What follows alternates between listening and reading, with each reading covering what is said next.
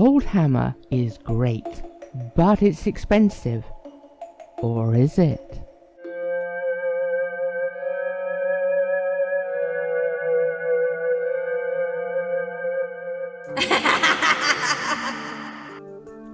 Hello my darling Twiglets, 'tis I, the Autumn Witch, aka the Sister of Prattle, and in this video I shall be exploring ways to make Oldhammer look like new hammer.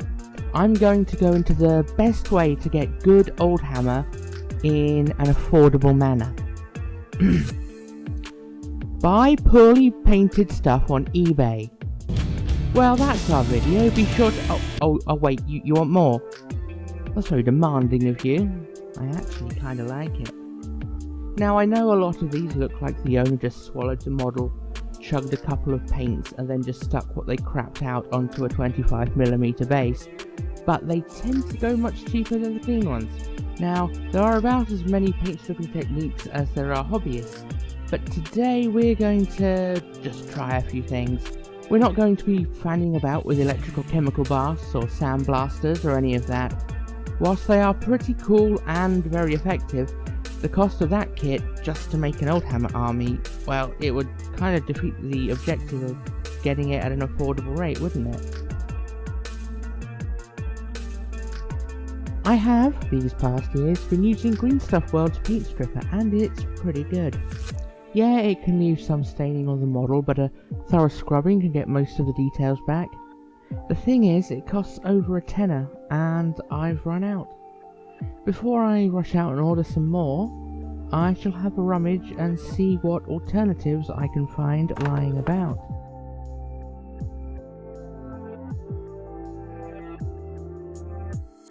Okay, so here are the models I am going to be testing this out on. The additions to my Rogue Trader Blood Angels I wanted but no longer had were a couple of extra Terminators to make up a full squad, and a Terminator Librarian. I had been waiting for ages for a reasonably priced one on eBay, and when I found this guy along with 3 other second ed Terminators for £21, including postage, that was good enough for me. No offence to the person who painted them, but I think I can do a little better on the paint job. One of the Terminators is a plastic one from the second edition of Space Hulk, so I'm going to be focusing on the 3 old metal ones.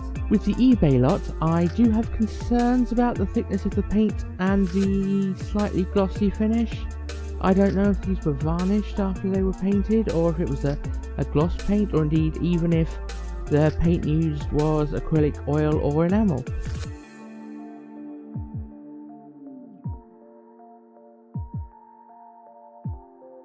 Here we are, 3 identical wee jars, by which I mean small, not jars of wee, which, come to think of it, could... No, not going there. The 3 things I dug out were white spirit, which was what I used for stripping miniatures back in the 90s. The next thing is 99% isopropyl alcohol. And the last thing is acetone, or nail polish remover, which is made with acetone.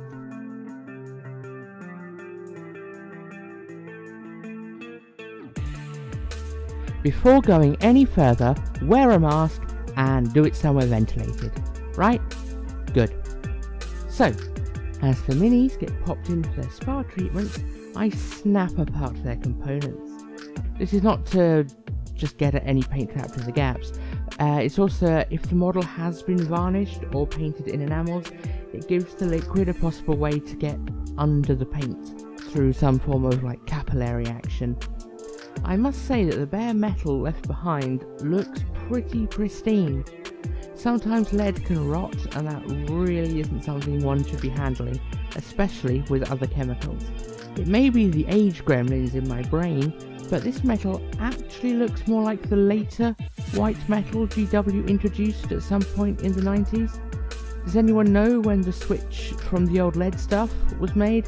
I seem to recall the metal minis when I got into the hobby around 94 being a little darker. So, white spirit, model pops in, no immediate reaction, a little shake to agitate, it does very little. Then, ISO. The same as the white spirit, no immediate reaction, and a little shake makes no difference. Finally, the acetone, and wow, that's having an immediate reaction. You can see the paint loosening, and if we give it a little shake, the whole lot has just turned into a grey browny cloud. Something is definitely happening there very quickly. But I am going to soak them for 24 hours. I think that is a fair time to give them all. Now, to go off and find something more respectable for a grown woman to do, like watching cute parrot videos on YouTube.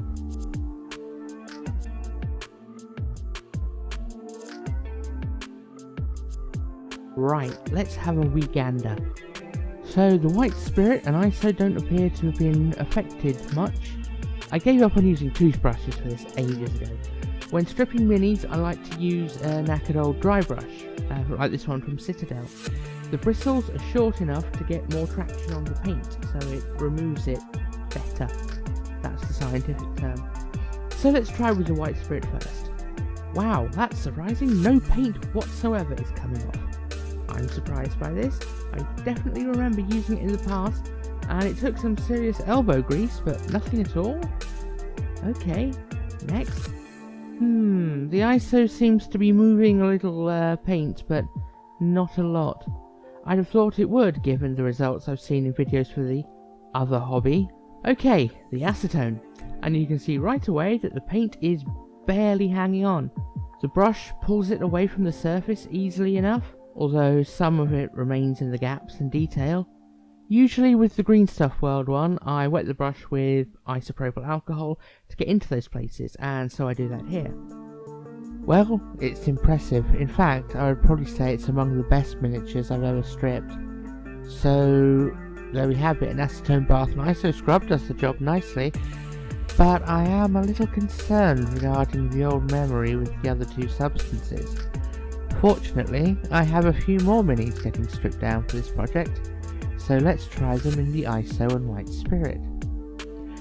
And it appears that my suspicions about the first lot being varnished may have been correct.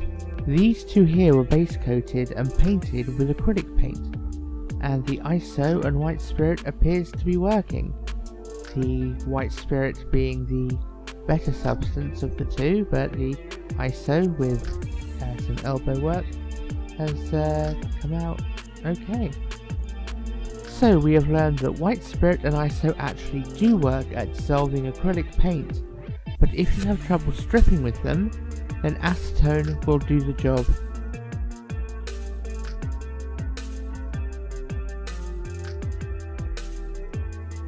So now these dudes are ready for stage 2 of my Oldhammer Blood Angels project, the video of which shall be out next month. But what did we learn?